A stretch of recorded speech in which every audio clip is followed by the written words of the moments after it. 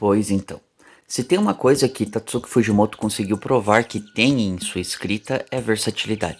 Quando tive contato com a primeira obra dele lançada aqui no Brasil, que foi Fire Punch, comecei a notar nos aspectos e elementos utilizados por ele para dar vida a essa história que chamou a atenção, não só por ser uma obra que explora questões sobre a busca por sobrevivência em uma era apocalíptica, mas também por pequenos detalhes de algo que com certeza é uma de suas maiores paixões, que é o cinema. Tanto que isso aparece muito nesse mangá com referências de filmes como Star Wars, A Estrada e outras obras que abordam o cinema clássico. E futuramente fomos agraciados com outra de suas obras que literalmente fez ele ganhar o mundo, que se chama Chainsaw Man. Digo que o anime me pegou mais do que o mangá bem por conta da maneira como as cenas foram trabalhadas nos planos de sequência da obra e por remeter quadros e cenas do cinema europeu e clássico, onde até mesmo alguns momentos de contemplatividade são trabalhados no anime. E recentemente, tendo contato com outra obra sua, que é a que leva o título desse vídeo, Look Back, me fez perceber que muito de todo o seu trabalho e sua dedicação pelo que faz, busca refletir sobre aquilo que fazemos tanto por amor quanto por dinheiro. E olhando no nosso dia a dia, das nossas rotinas, nos fazemos a seguinte pergunta: você é feliz com aquilo que você trabalha hoje? Você realmente gosta do que faz ou faz mais por necessidade e odeia a sua profissão? Essa pergunta pode parecer até mesmo um tanto clichê, mas que traz um fundo de reflexão muito pessoal relativamente falando, bem por conta do que sabemos que boa parte dos trabalhadores realmente não estão satisfeitos com suas profissões, formações ou com sua vida profissional. Preferiam talvez estar vivendo de sua arte, escrevendo, desenhando, pintando, compondo, atuando, jogando ou fazendo qualquer outra coisa que não fosse o que estão fazendo hoje, mas aprenderam a aceitar que essa vida não é para todos e a realidade em que eles vivem está calcada naquilo que lhe condiciona poder estar onde está. Ai, Chaves, mas você só tá enrolando e não entra logo no assunto, pô. Mas essa introdução foi importante porque realmente assisti a animação adaptada do mangá One Shot e vejo que, além de ter sido uma história linda demais e simples em sua maneira de ser, busca abordar sobre temas de trabalho, profissão, solidão e pessoas que nos dão algum sentido e algum propósito ou um significado de por que fazemos o que fazemos e como fazemos. E que nem sempre, mesmo fazendo o que amamos, estaremos completos. Mas para você me deixar completo, basta deixar o like e se inscrever no canal para apoiar o trabalho deste trabalhador solitário, pois é de graça, você não paga nenhum imposto, nenhuma taxa e ainda vai estar me ajudando a trazer cada vez mais conteúdos legais e diferentes aqui para vocês. E claro, também me siga nos meus perfis do Instagram. Link aí no bolso! Primeiro e obviamente quero dizer que o mangá está disponível na Amazon, assim como várias outras obras de Tatsuki Fujimoto, e a quem se interessar comprar, deixarei o link na descrição, pois comprando por esses links você estará me ajudando de uma forma indireta também. Segundo, eu contarei sobre a obra de forma a transitar por entre a animação e o mangá em geral, pois além de ser a mesma história, algumas coisas são apresentadas um pouco diferente e vocês entenderão o que é. E claro, nesse vídeo contarei boa parte da história, mas não darei o final por completo, mas entrarei em spoilers, obviamente. E a quem se interessar, no final comentarei sobre algo muito importante da obra e deixarei o tempo demarcado para vocês saberem aonde que tudo acaba. Sendo assim, partiu. Look Back foi um mangá lançado no ano de 2021 e esse ano em si não é à toa, pois nessa mesma época estávamos passando pela pandemia, o que vai trabalhar muito também sobre questões de reclusão e isolamento social. Fujino é uma aluna do quarto ano que é desenhista do jornalzinho da escola onde ela estuda e toda semana ela publica uma historinha curta de 3 a 4 quadros e ela é famosa entre os seus colegas por conta da sua habilidade com desenho e roteiro que, olhando bem, é até simples, mas lhe traz esse reconhecimento. Porém, o diretor e professor da escola lhe chama dizendo que tem uma outra garota que se chama Kiyomoto, que também é desenhista e roteirista e vai dividir espaço com ela nesse jornal.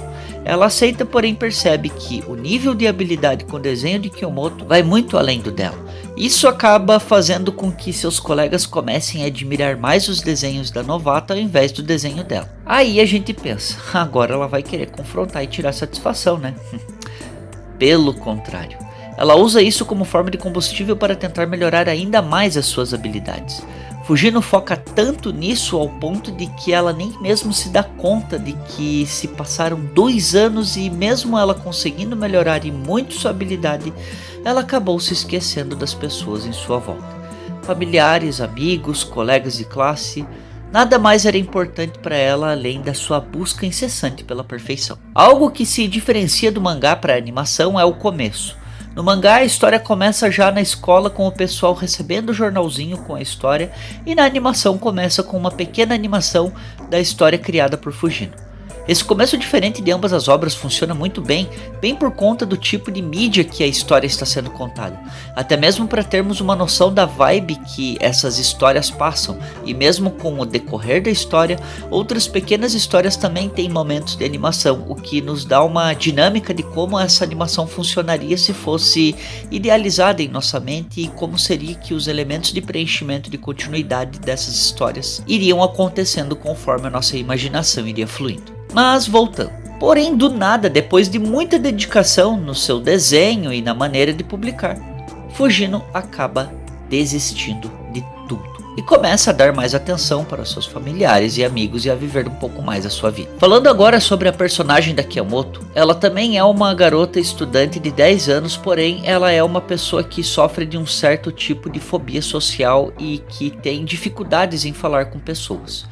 Vive reclusa, mal vestida, com seus cabelos mal cuidados e bagunçados e descalça. E a gente descobre isso quando o diretor da escola pede para Fujino entregar o seu diploma de formatura a ela. Porém, muito relutante, ela aceita, e ao chegar na casa dela, ela vê que a Kiyomoto vive nessa condição de autorreclusão. E na frente do quarto dela tem inúmeros mangás e rascunhos de desenhos que ela fazia, e nisso, como forma de brincadeira, ela acaba fazendo uma tirinha para Kiyomoto, onde está havendo uma final do campeonato de reclusos, e ela está ganhando, onde no último quadro descobrimos que realmente ela está ganhando, mas porque só restaram os seus ossos mesmo lá dentro. Porém, a tirinha cai de sua mão e vai para debaixo da porta do quarto dela sem querer. Essa situação toda acaba trazendo à tona uma revelação de que, na verdade, Kiyomoto é uma grande fã dos trabalhos de Fujino e sempre se inspirou muito no estilo de desenho dela. Ela acompanhava continuamente o jornalzinho da semana para ver os trabalhos dela, tanto que ela descreve até mesmo a data das publicações e as histórias que saíram nesses dias. E nisso, ela acaba indagando sobre o porquê de Fujino ter parado de publicar, e ela mente dizendo que agora ela está focando em uma outra história mais longa, no roteiro para um mangá. No entanto, vemos que essa intenção de voltar muito se deu pelo que ela acabou descobrindo de Kiyomoto. E até nós mesmos já nos pegamos em situações assim, pois mesmo que por algum motivo paramos ou desistimos de algo, um pequeno gatilho ou uma situação, por mínimo que ela seja, nos desperta esse interesse novamente em retomar essas atividades. Talvez tenha sido o que a gente precisava para voltar a ser o que somos de verdade. O motivo pelo qual nunca entendemos o porquê de ter parado, mas um novo porquê para retornar. E aqui a história toma um rumo muito interessante, pois agora elas estão trabalhando juntas. Elas estão muito ligadas bem por conta de que ambas estão seguindo o mesmo sonho de criar histórias a partir de suas habilidades com desenhos.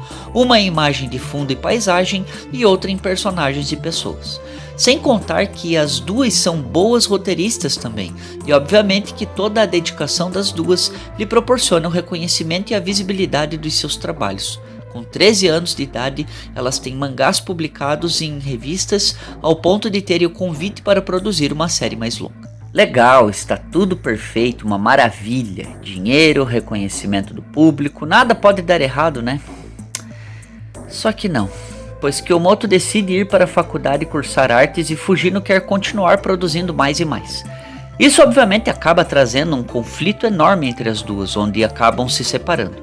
Fujino joga na cara dela que as limitações dela não lhe ajudarão, pois ela é uma pessoa dependente que não sabe fazer nada sozinha, que precisa de ajuda para tudo, porém o motivo de Kiyomoto querer aprimorar a sua arte está também focado na sua busca por sua independência, em ser ainda melhor em seus desenhos e também tentar ter algum contato diferente com o mundo.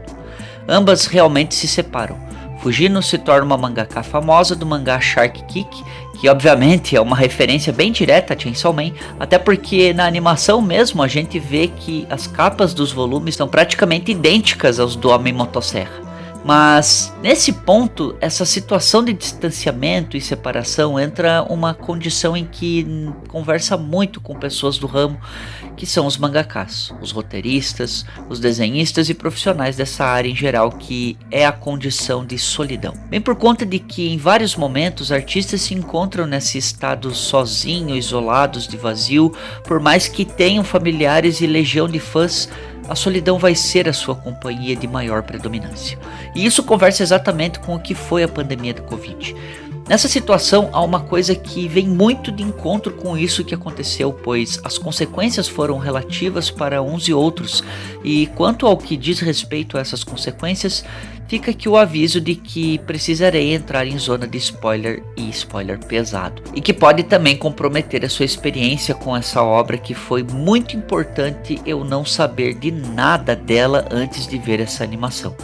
Portanto, se você não viu, assiste ela antes, está disponível no catálogo Prime Video e tem menos de 1 hora de duração. Ou também leia ela antes e o link para adquirir está aqui na descrição, assim como outros itens relacionados ao autor. E para não pegar spoiler, pulem o vídeo para esse tempo que está aparecendo aqui na tela, ok? 3, 2, 1, partiu. Pois então. Kiyomoto acaba sendo vítima de um ataque na sua escola de arte, onde um homem com problemas psicológicos e dizendo que um de seus desenhos foi plagiado, invade a escola dela e ataca as pessoas a esmo no local. Essa situação busca retratar sobre um caso real que aconteceu em 2019 na Kyoto Animation, famosa por empregar mangakás e artistas mulheres, onde um homem entrou nesse estúdio, ateou fogo no lugar e começou a dar golpes de machado nos profissionais, causando a morte de 36 pessoas com a desculpa de que as obras, os desenhos que elas estavam fazendo, eram ideias dele, e ele estava sendo plagiado. Isso foi algo que realmente marcou muito o Japão, onde Fujimoto busca retratar essa situação nessa obra. No entanto, Fujino acaba descobrindo sobre o incidente e em um momento de solidão, em um dia de seu trabalho e claro, ela tenta entrar em contato com a amiga. Ela não atende, ela não retorna e ela não responde nada. Até que ela descobre que Kiyomoto é uma das vítimas do incidente. Nesse momento, Fujino começa a lembrar do passado dos seus momentos com Kiyomoto até que ela é tomada por um sentimento de culpa. Kiyomoto era uma pessoa reclusa, fechada e isolada do mundo. Ela estava protegida naquele quarto e por causa daquela tirinha, ela acabou saindo de lá. Nesse momento existe uma licença poética e imaginativa em que Fujino não faz essa tirinha e a vida das duas segue separadas, uma longe da outra, até o fatídico dia em que esse homem invade a escola, Kiyomoto tá lá de boa e é atacada por ele. Porém, Fujino chega no exato momento e consegue salvar a vida dela e das outras alunas ali presentes também.